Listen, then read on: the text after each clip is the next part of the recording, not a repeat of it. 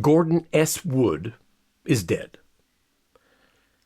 It happened a couple weeks ago. I just found out about it. He's not Lady Gaga. He's not George Clooney. He was a historian. And I think he changed my life. He changed the way I looked at my home country. And I don't think I would have been able to understand what he was saying if I had not been living in Germany and in Europe for so long. It was only living in Europe that I was able to look back at America and compare America with other countries and see how different America is.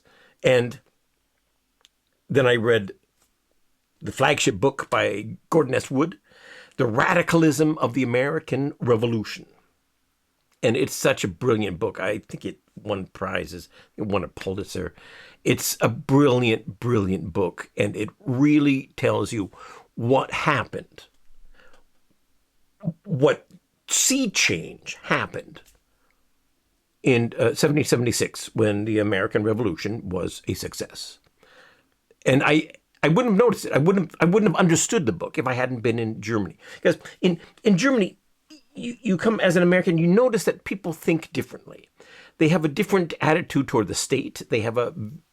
Compared with Americans, they have a strong feeling that the state should take responsibility for them, that the state is kind of always right, that the state needs more power and authority, and that we should give power and authority to the state more than we would want to, or more than an American would want to, maybe. In Germany, of course, they call the state father state. It's Vaterstaat. It's father state. There's a real emotional dependence on the state, and a feeling that the state has to be responsible for a large part of everyone's lives. And that comes out of a kind of a feudal, medieval system. Well, feudalism, I guess, is the system where the lords had power over everything, basically, almost all. They could tell you, depending on the situation, it was more complicated than that, but they could basically tell most people who they could marry or not marry. They could tell you what job you could do, what job you could not do. It was very much an authoritarian system, because the system was built so that the guys down here, down on the lower level, had to accept that they were down there and they could never reach up and be higher, come into a higher level. There was no the idea of social mobility was just not existent. The idea was that God puts you in the place that you're in, and you have to accept that position.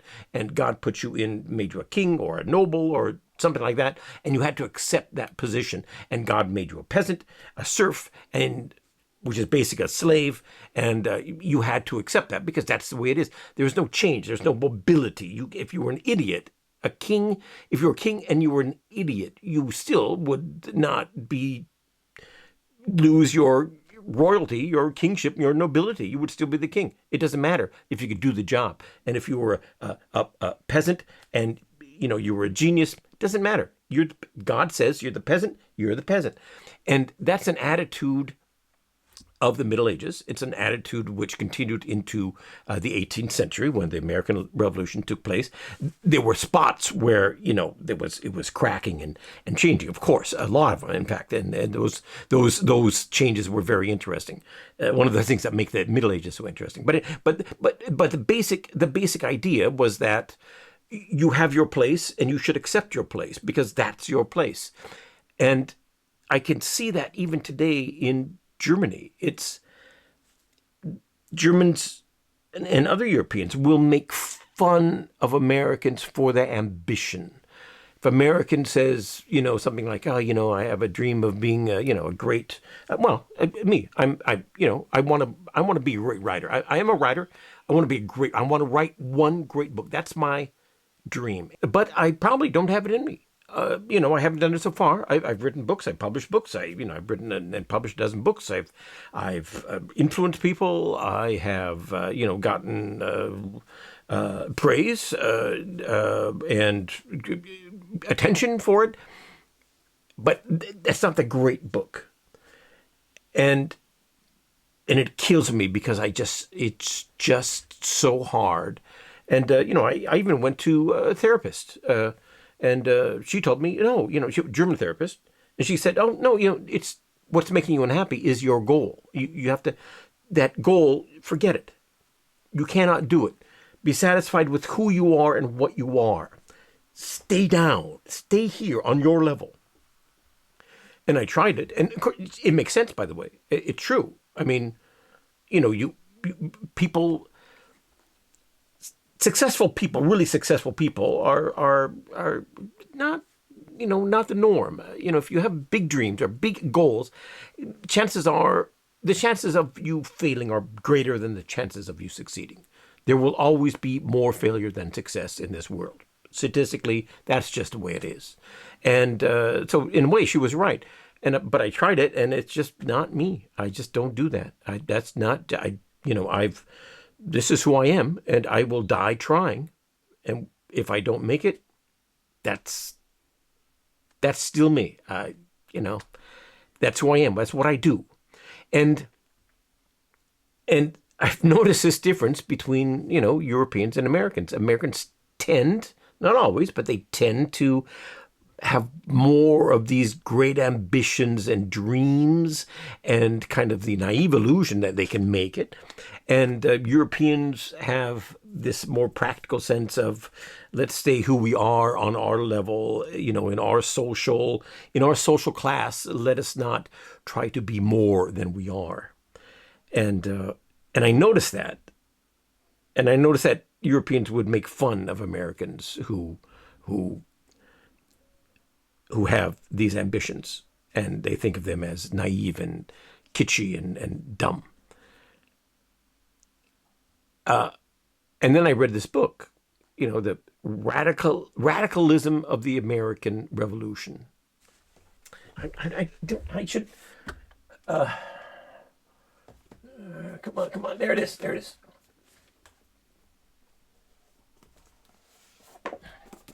The Radicalism of the American Revolution by Mr. Gordon S. Wood. And it blew my mind. That's exactly what he was talking about. He was talking about this difference in mentality.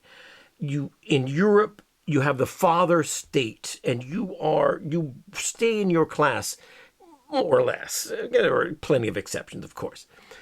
But the people who left and went to America, they had the dream of getting up to where the kings were, where the nobilities were. They want the same luxury, the same privileges, the same rights, the same everything that those guys had. And they didn't see any reason not to have it. They came to America and they said, why can't I be like that? And, of course, a lot of them ended up being white trash for generations, and some of them ended up being a new, oligarchical class. But the attitude was this radical change. And even today, it's true. You look at, who do we have as president? It's Mr. Trump. Mr. Trump had no political experience whatsoever. He was a celebrity. He had a lot of experience and was a successful businessman. It doesn't matter what people say. He was successful and he had experience in it. He knew what to do in business, and you can tell that informs also his executive, his political actions and style. But if he can be president, anyone can be president. And that's the idea, this idea that anyone can be president. We had Ronald Reagan. He was an actor. We had Obama. In a time where everyone was saying, America's so racist, we're all racist, everyone's a racist, we voted for a black president.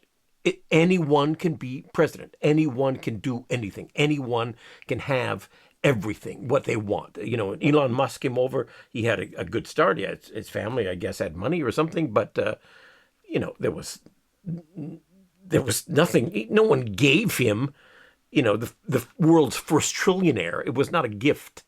and it could not have happened in Germany. It could not have happened in Europe. You can smell it here. You can smell the difference. Well, anyway, so this is the book. This is the book that explains it. Mr. Gordon S. Wood, he explained America, I think, like no other historian ever has. Mr. Wood, thank you and Godspeed.